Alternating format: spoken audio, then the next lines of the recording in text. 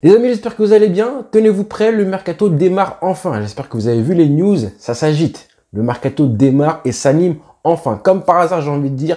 Hier, j'ai fait une vidéo pour parler du mercato du Barça que je trouvais un petit peu endormi. Et comme par hasard, 24 heures plus tard, ça s'anime enfin. Et 3 événements en l'espace de moins de 24 heures. Avec, évidemment, on va parler la signature de Íñigo Martínez qui a été officialisée ce matin par le club.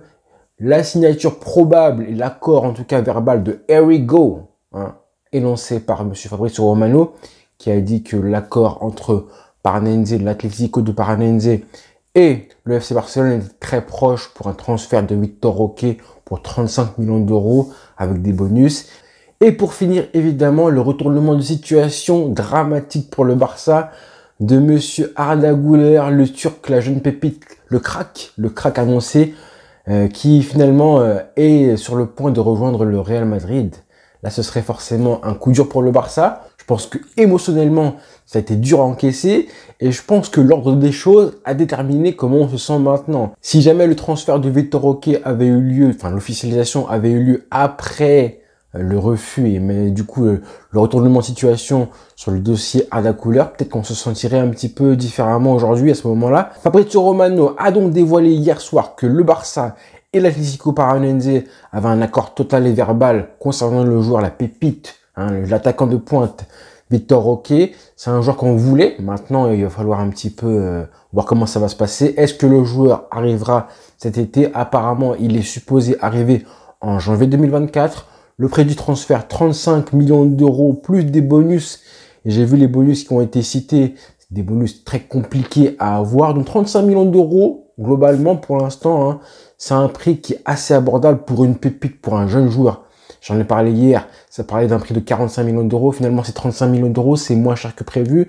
C'est une bonne opération. En soi, c'est une bonne opération, même si c'est quand même un joueur d'avenir. C'est un pari sur l'avenir. C'est un Brésilien, c'est un attaquant, donc forcément les prix à ce niveau-là, c'est des prix assez gros. Comme j'en ai parlé hier, moi ce qui me dérangeait, c'était le fait de dépenser autant d'argent pour une doublure qui venait seulement l'année prochaine.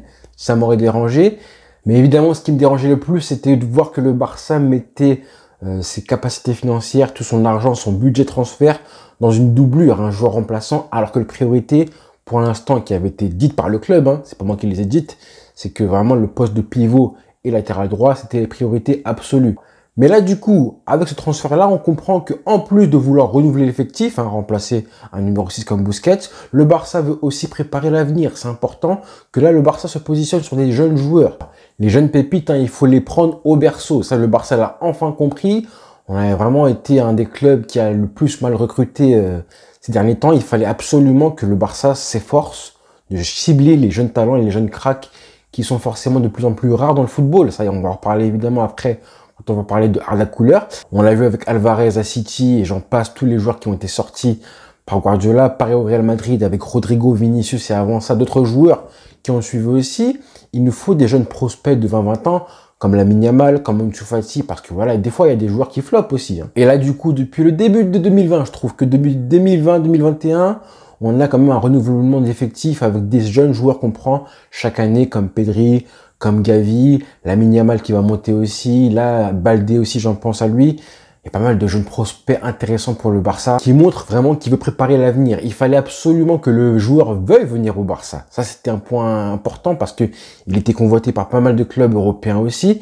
Il a refusé pas mal d'offres supérieures niveau salarial comparé à celle du Barça. Donc avec les difficultés financières du club actuel, il fallait absolument que le joueur veuille venir et absolument repousse les autres offres des clubs européens et veuille absolument venir au Barça. C'était forcément primordial, ce qui n'a pas été le cas pour le joueur turc dont on va parler ensuite. Là, pour l'instant, j'ai envie de parler de Victor Roque.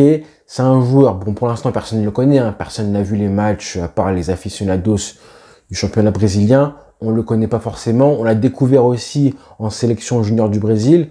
Mais le profil du joueur, allez voir ses compilations sur YouTube.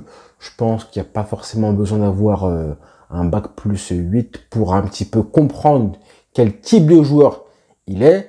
Ses qualités, on les verra. Et d'ailleurs, je répète encore une énième fois, quand on découvre un joueur, surtout les bons joueurs, surtout les cracks, n'importe quel crack a des qualités et des défauts, comme tous les joueurs. mais en général, un bon joueur, on voit ses qualités avant. Et après, au bout de 5-10 matchs, même 5 matchs, on voit ses défauts. Mais d'abord, ses qualités. Donc, patience, d'accord? Je préviens un petit peu tout le monde parce que je sais que dans 6 mois, quand il reviendra au Barça et qu'on va commencer à le voir jouer, il y a des gens qui vont dire il est extraordinaire, il a cette qualité-là, il est ceci, il est cela. Mais après, on va voir ses défauts. Et c'est après avoir vu ses défauts et ses qualités qu'on pourra juger vraiment le joueur et comment il peut progresser. Pour l'instant, Calma, on a vu un petit peu les images. C'est un joueur puissant, explosif, un peu trapu. Hein. Il mesure, je crois, 1m72. Donc c'est un joueur qui est un petit peu trapu, qui ressemble un petit peu au physique de Luis Suarez, hein, un peu plus petit. C'est un joueur ultra physique qui est très rapide. Et on voit qu'il joue avec énormément de spontanéité. C'est un mec qui se pose pas beaucoup de questions, qui frappe au but, qui joue beaucoup à l'instinct.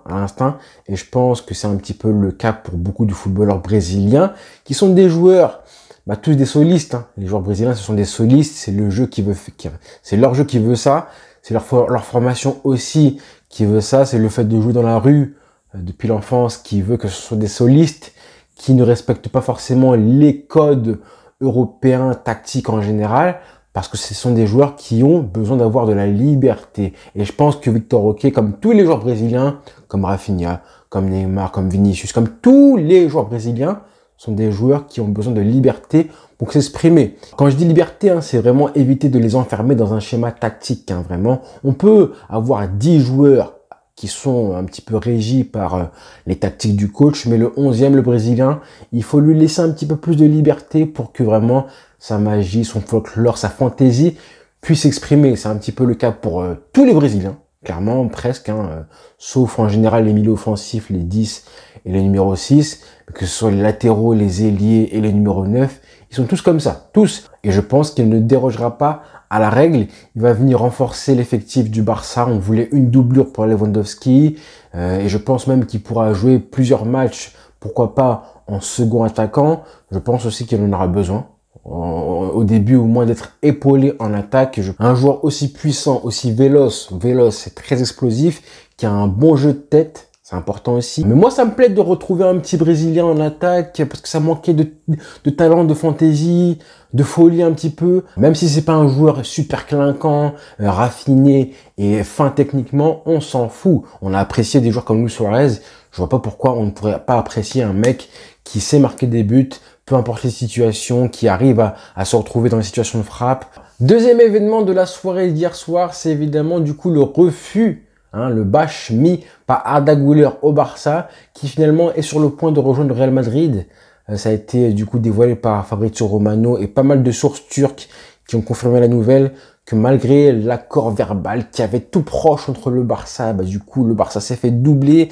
Deco est parti en Turquie, il a travaillé sur le dossier et malheureusement, franchement, je suis dégoûté. Dégoûté pour plusieurs choses parce que, voilà, c'est jamais plaisant de se faire doubler par un club, quoi qu'il arrive, alors que t'es sur le point de signer, honnêtement, un super crack.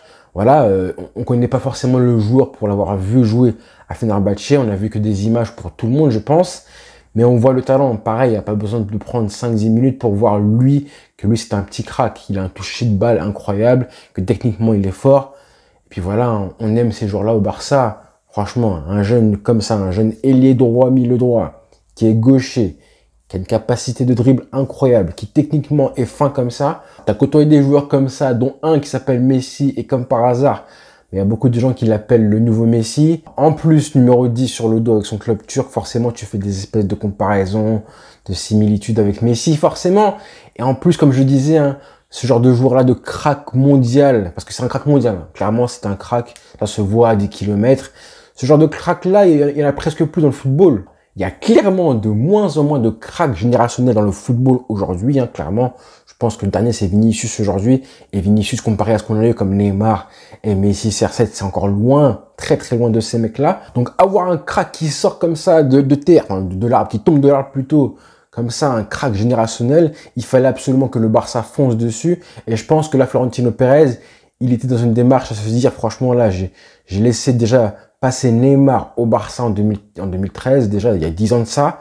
Je me vois pas encore laisser passer un joueur comme ça, le Messi turc qui a en plus apparemment été fan du Real Madrid, qui est entre guillemets le petit frère de Mesut Özil, passé par le Real Madrid. Je suis sûr que Florentino Pérez il s'est dit plus jamais je veux revivre un cas Neymar comme ça a été le cas il y a 10 ans quand Neymar, qui à la base était sous contrôle du Real Madrid, avait fini au Barça. Et j'ai envie de dire que, allez, on va dire que c'est vrai que quand tu te mets à la place du joueur, il y a plus de chances que le joueur joue au Real Madrid plutôt qu'il joue au Barça. Parce que la concurrence au Real Madrid, là, Asensio est parti du coup au PSG. À droite, je parle en tant qu'il est droit dans un 4-3-3. On va dire que là, au Real Madrid, il n'y a pas vraiment grand monde à part Rodrigo. Et encore, j'ai envie de dire, parce que là, il joue pas forcément à ce poste-là. Alors qu'au Barça, il y a Dembélé, il y a Rafinha qui joue à droite. Il y a aussi le fait que le Barça n'a pas forcément l'argent aujourd'hui pour l'intégrer dans l'équipe et l'enregistrer. Et ça parlait du coup d'une volonté du Barça à le prêter 1 an à Fenerbahçe pour qu'il puisse continuer à jouer là-bas et que le Barça trouve le moyen de l'enregistrer l'année prochaine. Là, je pense qu'il a peut-être l'option de jouer directement tout de suite au Real Madrid. Ça pourrait expliquer pourquoi en plus, évidemment, l'argent. L'argent en plus parce que le Real Madrid a fait une offre plus grosse que le Barça. Le Barça voulait donc du coup faire sauter la clause libératoire du joueur qui était estimée à 17 millions d'euros. Et là, le Barça, du coup, se fait doubler par le Real Madrid qui propose une offre directement à Fenerbahçe acceptée à hauteur de 22 millions d'euros avec un salaire plus gros pour le joueur. Donc forcément, on est perdant. En soi, passer à côté d'un crack, ça arrive à tous les clubs. Et tu as envie de te dire, si le joueur veut aller au Real Madrid et pas venir au Barça, pour X raison, un joueur s'il veut venir au Barça, il vient au Barça, d'accord? C'est simple. Si tu es motivé pour jouer au Barça, tu viens au Barça. Si tu veux jouer pour un autre club, dont le Real Madrid, vas-y. C'est comme ça qu'il faudrait prendre la chose. Mais aussi, on peut se dire que c'est vraiment dommageable si jamais le joueur était parti à Arsenal, ou je sais pas moi, allez, on va dire à Liverpool, à un club au PSG, peu importe. On se dirait c'est pas grave, on a manqué du coup un joueur, mais c'est pas grave. Là, le fait qu'il parte au Real Madrid, ça la fout mal parce que, du coup, nous, on ne se renforce pas, mais eux, ils se renforcent. Vous voyez, ça, c'est difficile à concevoir. Mais qu'on perde un crack, qu'il est en plus au Real Madrid, ça la fout mal. Ça la fout mal. J'avais jamais vécu ça, honnêtement.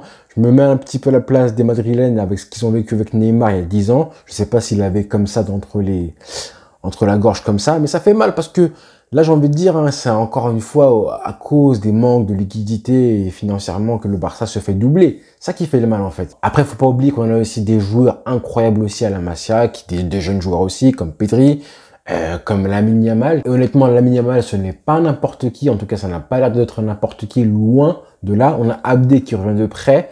Et j'ai encore confiance en Abdé, moi. Donc, on va dire qu'on a aussi des bons joueurs intéressants. On aurait pu se priver d'un mec comme Arda Güler.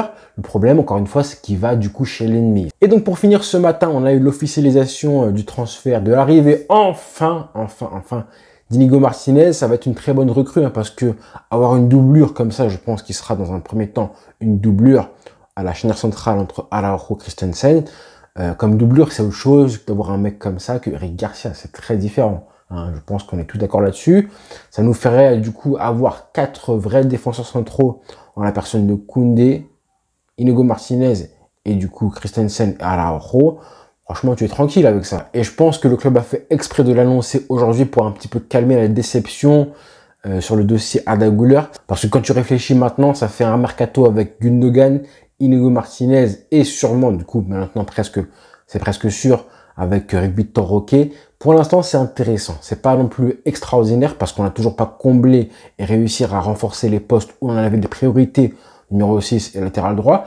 Mais pour l'instant, c'est intéressant. Avec ça, tu pourrais ajouter un mec comme Chadi Riyad qui aujourd'hui joue la CAN avec le Maroc. Honnêtement, ça pourrait aussi permettre à des joueurs, à faire comprendre à des joueurs comme Eric Garcia qui sont pas leur place au Barça, même si on veut te faire jouer au poste numéro 6. Parce que le Barça doit aussi absolument réussir à vendre des joueurs.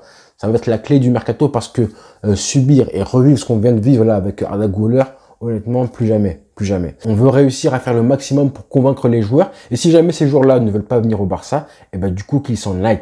Bon vent, messieurs. Pour venir jouer au Barça, il faut le vouloir. Il faut mettre du cœur.